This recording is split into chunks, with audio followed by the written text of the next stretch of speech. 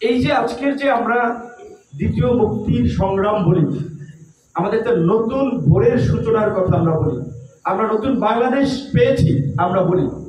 তো এই বাংলাদেশ আনার জন্য কত মানুষকে যে কতভাবে নির্যাতিত, নিষ্পেষিত, রক্ত দিতে হয়েছে, সংগ্রাম করতে হয়েছে, এইটা অনেকে জানেন, কিন্তু আমার মনে হয় কিছুদিন পরে আবার অনেকে ভুলে যাবে।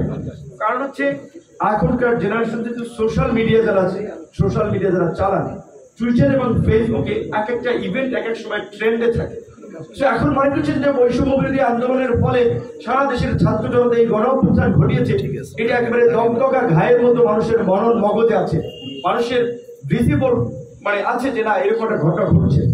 কিন্তু যদি আমরা এই আন্দোলনের স্পিরিটকে ধরে না রাখতে পারি, তাহলে আবার এর চেয়ে আরো জঘন্য পরিস্থিতির সামনে ঘটতে পারে। তো কাজে আমরা বারবার আন্দোলন সংগ্রাম, ছাত্ররা রাস্তায় নামবে, মাইর খাবে, হাত ভাঙবে, পাও ভাঙবে, এই চিত্র আমরা দেখতে চাই না। এই গণ অভ্যুত্থানের পরবর্তীতে আগামীর বাংলাদেশকে আমরা একটা সভ্য, একটা মানবিক, একটা গণতান্ত্রিক রাষ্ট্র হিসেবে গড়ে তুলতে চাই, যেখানে কোনো নাগরিকরা রাজনীতির কারণে, ধর্মের কারণে, বর্ণের কারণে, মত প্রকাশের কারণে নির্যাতন, নিষ্পেষণের শিকার হবে না, হামলা মামলার শিকার হবে না, এবং নাগরিকদের অধিকার কেড়ে নিয়ে কোনো ফ্যাসিস্ট স্বৈর শাসক তৈরি হবে না। নাগরিকরা গণতান্ত্রিক রাষ্ট্রে ভোট প্রদানের মাধ্যমে সরাসরি রাষ্ট্র পরিচালনায় অংশ নেয়, তাদের পছন্দের প্রতিনিধিকে ভোট দিয়ে। আমরা সেই ভোট এবং নির্বাচন ব্যবস্থার প্রাতিষ্ঠানিক রূপ দিতে চাই। কিন্তু বর্তমান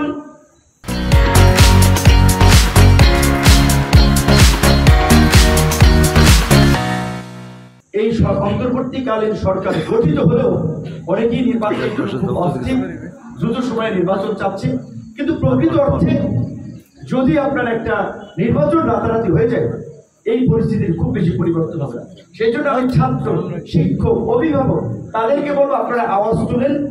রাষ্ট্র সংস্কার, আগে সংস্কার, পরে নির্বাচন। এখন এই নির্বাচন নিয়ে কিংবা ক্ষমতা দখল করার জন্য নানান ধরনের ষড়যন্ত্র চলছে। এমনকি যারা আমাদের রাজপথের পরীক্ষিত বন্ধু, তাদের নিয়েও নানান ধরনের সন্দেহ, সংশয় মানুষের মনে ঢুকানো হচ্ছে। আমাদের কিছু সোশ্যাল মিডিয়া, যেটা অনেকে বলে ইউটিউবার, সভ্য ভাষায় একটু সুন্দরভাবে বলে, মার্জিত ভাষায় বলে সোশ্যাল মিডিয়া অ্যাক্টিভিস্ট, যারা বিভিন্ন ইস্যুতে সময় নিয়ে পরিশ্রম করে কাটকুট করে বিভিন্ন ভিডিও বানায়, মানুষ তাজ্জব বনে যায় কথাবার্তা শুনে। কিন্তু দেখা যায়, ধরেন আমি এক জায়গায় বলছি যে আমি তার এই সমস্ত অপকর্মকে সমর্থন করি না, কিন্তু দেখা গেছে যে অপকর্ম শব্দটুকু বাদ দিয়ে দিয়েছে, না শব্দটুকু বাদ দিয়েছে, কাটকাট লাগে হয়েছে। এই যে দেখেন, তার পক্ষে বিপিনের এই অবস্থান ছিল মুখোশধারী, সে এই অপকর্মকে সমর্থন করে। এইভাবে যে কাটকাট করে দেখা যায় 10 মিনিটের বক্তব্য দিয়েছে, 15 মিনিটের বক্তব্য দিয়েছে, 30 সেকেন্ড, 20 সেকেন্ড এই বক্তব্য সেই বক্তব্য জোড়া লাগাইয়া একটা রঙের টকটকে ভিডিও বানাইয়া অনেকে মানুষকে বিভ্রান্ত করছে। এই বিভ্রান্তকারীদের সম্পর্কে আপনারা যদি ছাত্র, শিক্ষক, আপনাদেরকে সতর্ক থাকতে হবে। বলতে গেলে যে হ্যাঁ আমি একেবারেই জান দেওয়ার জন্য, কি বলবেন, যে আপনার জন্যই জান দেওয়ার জন্য রাজপথে নামছি, সবকিছু করছি, এটাও সত্য না। আমি তো জানি যে এই সংগ্রামের পরে যদি আমি বিজয়ী হতে পারি, আমাকেও মানুষ স্মরণ করবে, আমাকেও মানুষ ভালো করবে, ভালোবাসবে, আমাকেও মানুষ সম্মান করবে। তাহলে আমি একটা পাওয়ার থেকেই কিন্তু এই জীবনের ঝুঁকি নিয়েছি, যা আমি একটা সম্মান পাবো, ভালোবাসা পাবো। তো অন্যরা যেভাবে টাকা পয়সা সম্পদের লোভ করে, আমি ওই লোভে যাইনি। আমি যে সম্পদ এবং আমি মানুষের ভালোবাসার সম্মানটা পাবো। তো প্রত্যেকটা কাজের পেছনেই মানুষের একটা ছোটখাটো স্বার্থ, সেটা হতে পারে ছোট স্বার্থ, বৃহৎ স্বার্থ, জনগণের স্বার্থ, একটা স্বার্থের জায়গা টুকটাক থাকে।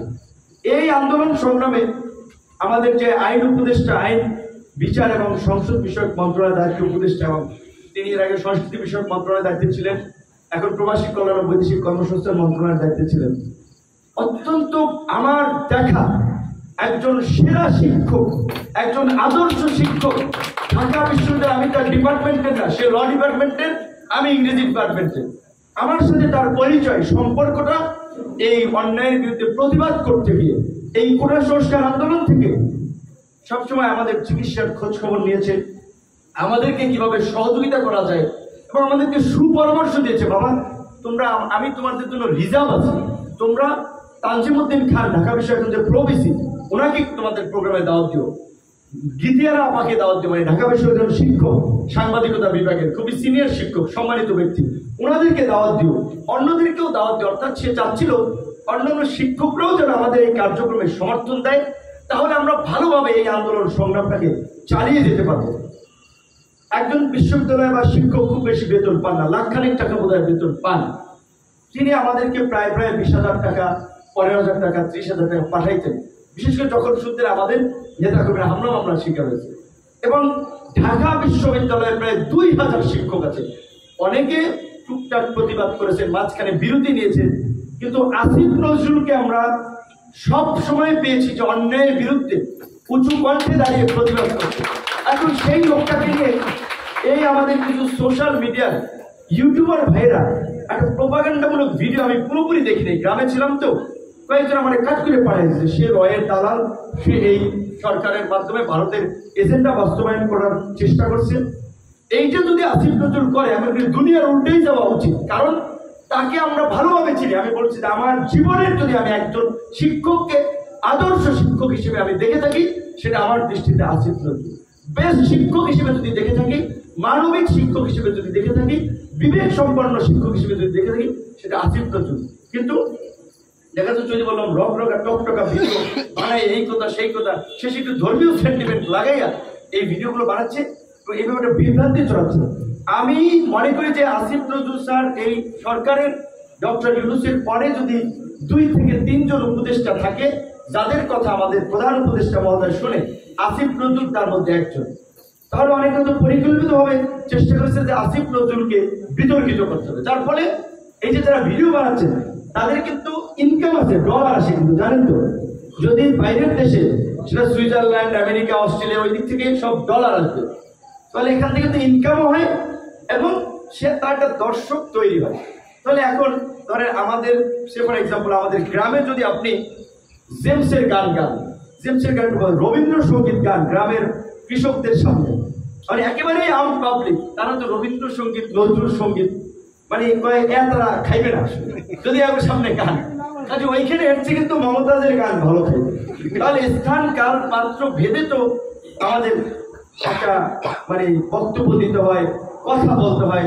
তো এখন এই দেশের মানুষকে সহজভাবে ধর্মীয় সেন্টিমেন্টে উস্কানো সম্ভব, যার ফলে এই যে কিছু আগে চট্টগ্রামে একজন আইনজীবীকে হত্যা করেছিল। এরা কারা করেছে? বলছে তারা ইসকনের সাথে জড়িত। ইসকন কি? হিন্দুদের মধ্যে, যেমন আমাদের মধ্যে যে ইসলামের বিভিন্ন তরিকা ফেডারেশন, মাজার আছে না, বিভিন্ন তরিকা পন্থী, এইরকম ধরনের একটা সংগঠন। তাহলে ধরেন আপনি ভান্ডারি যারা করে, সব মুসলমানরা তো ভান্ডারি করে না, ঠিক ইসকন এরকম একটা সংগঠন। এবং আমার মনে হয় ইসকনের সময় এই ঘটনার সাথে জড়িত সেটা মনে করি না। এটা মূলত বাংলাদেশে এই যে নতুন সরকার গঠিত হয়েছে, এই সরকারকে ধাক্কা দেওয়ার জন্য, দেশে একটা নৈরাজ্য তৈরি করার জন্য, হিন্দু মুসলমান দাঙ্গা লাগানোর জন্য এই ঘটনাটি সুপরিকল্পিতভাবে কিছু ব্যক্তি ঘটিয়ে এটা মুখোমুখি করে দেওয়া হয়েছে, হিন্দুরা ঘটিয়েছে। এবং যার ফলে একটা হিন্দু মুসলিম উত্তপ্ত পরিস্থিতি তৈরি করার অপচেষ্টা ছিল। আল্লাহর কাছে শুকরিয়া, পরিস্থিতি পুরোটাই ঠান্ডা। যারা হত্যা করছে, খুনের সাথে জড়িত, তাদের বিচার হবে। গ্রেপ্তার করছে, এই যে একজন ষড়যন্ত্রকারীকে গ্রেপ্তার করেছে, তার জন্য ভারত বিবৃতি দিচ্ছে। ভারতের পররাষ্ট্রমন্ত্রী ট্রাম্প টুইট করছে, বাংলাদেশ কিন্তু ছাড় দেয় না, কারণ তুমি যাই করো, তুমি আমার দেশে মানে ষড়যন্ত্র করবো, স্থিতিশীল করবো, আর তোমার জন্য অন্যরা বিবৃতি দিলে কি আমি সেটা ছাড়বো? আমার দেশের হিন্দু মুসলিম বৌদ্ধ খ্রিস্টান আমার দেশে না বলে, আমার সরকার সবার অভিভাবক, তারা সকলের জন্য ন্যায় বিচার করবে, কিন্তু কারো চাপে দেশে কিংবা এলাকায় কোনো নৈরাজ্যের সুযোগ দেওয়া যাবে না। যেটা বলছিলাম, এই যে আসিফ নজরুলদের মতো ব্যক্তিদেরকে কিংবা এরকম আরো অনেককে সম্পর্কে যাকে তাকে আপনার ওই যে বললাম কাটকোট ভিডিও বানাই, বিভিন্ন ধরনের কথা হচ্ছে বলে আপনার একটা বিভ্রান্তি তৈরি করার চেষ্টা করছে। আপনারা শিক্ষিত মানুষ, আপনারা সতর্ক থাকবেন।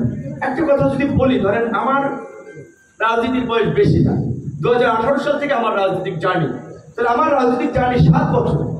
এই 7 বছরে আপনাদের ছোট ভাই, বন্ধু, এলাকার সন্তান, যে আমরা রাজনীতিতে যে স্যাক্রিফাইসটা করেছি, আবার অনেকে রাজনীতি করেছে 70 বছরেও অনেক আছে, এর আনা কানা করেও তার এরকমের ত্যাগ স্বীকার করা লাগে না। তাহলে এই আসিফ নজরুলরা যেখানে একটা অন্যায়ের বিরুদ্ধে দাঁড়িয়ে, ফ্যাসিবাদের বিরুদ্ধে দাঁড়িয়ে ভয়েস রেইজ করতে গিয়ে নিজের জীবনটাকে ঝুঁকিতে ফেলালেন, তাদেরকে কিছু এই ভিডিও বানাইয়া বিভ্রান্তি করতে যদি পারে, তাহলে তো আমাদের এই শিক্ষার দাম নাই।